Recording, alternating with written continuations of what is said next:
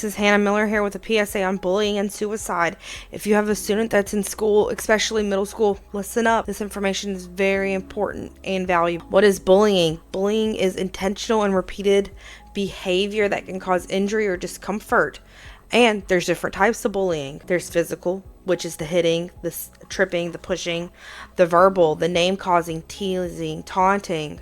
Social is leaving somebody out or spreading rumors, embarrassing them in public. Cyber is all of that stuff that happens over text or social media. That's also something to really look for in middle school. After speaking with the counselor, it increases. And if it doesn't affect the students in school, it's harder to handle. Make sure you're talking to those kids about the effects of sharing stuff online. Who is being bullied and who can help? Anyone can be a victim of bullying, but students with disabilities can have an increased risk of being bullied. If your child needs to find someone they can talk to, everything needs to be reported to a trusted adult. Document everything. After speaking with a school counselor, it's really important to have names and the who, what, where, why, and how. All of that information will be investigated and proper procedure can be followed. The next video is to have a conversation with your students. Sometimes those conversations, the kids are nervous and they don't want to be deceived as a tattletale or a snitch. But here's an example of how you can have that conversation with your kids. Hey, sweetheart, you okay? You've been quiet since you got home.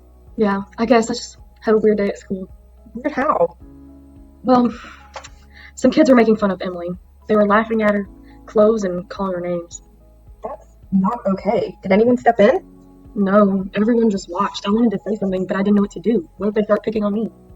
It's hard to speak up, but even small things matter. A kind word to Emily, sitting with her at lunch, letting her know she's not alone. Do you think that would help? Yes, and you know what else? You could also tell a teacher or a counselor. That's not tattling, it's protecting someone. Bullying doesn't stop unless adults know what's happening. But what if it just makes things worse? If the school handles it the right way, it shouldn't. And you don't have to do it alone. I can help you talk to someone if you want. Okay. Maybe we can tell someone tomorrow. Emily deserves better. She does, and I'm proud of you for caring and speaking up. It takes courage. And you're not alone either.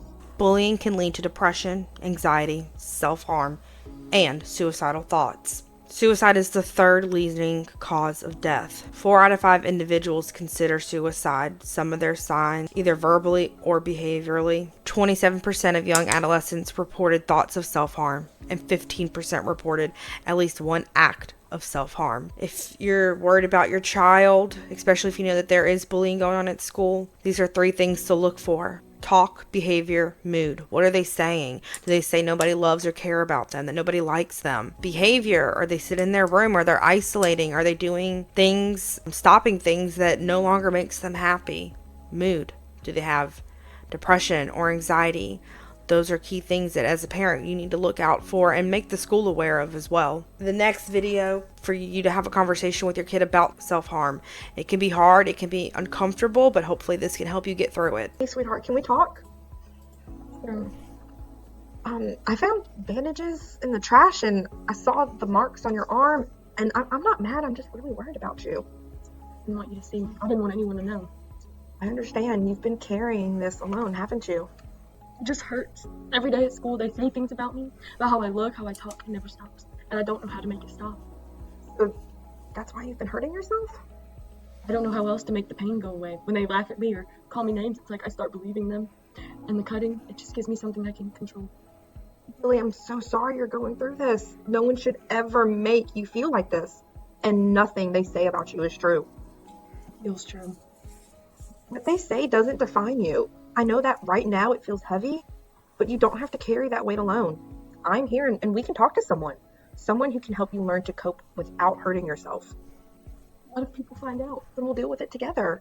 I'll stand right beside you. You deserve help and peace. And you deserve to feel safe at school and in your own skin. Talk to someone, like a therapist? Absolutely. I'll find someone who really listens. This is the first step, okay? I just want it to stop. It will, baby. One step at a time. You're not alone anymore. StopBullying.com, 988 Suicide and Crisis Lifeline. Call that number 988 if you need help, and StompOutBullying.org are all great resources for parents and for kids.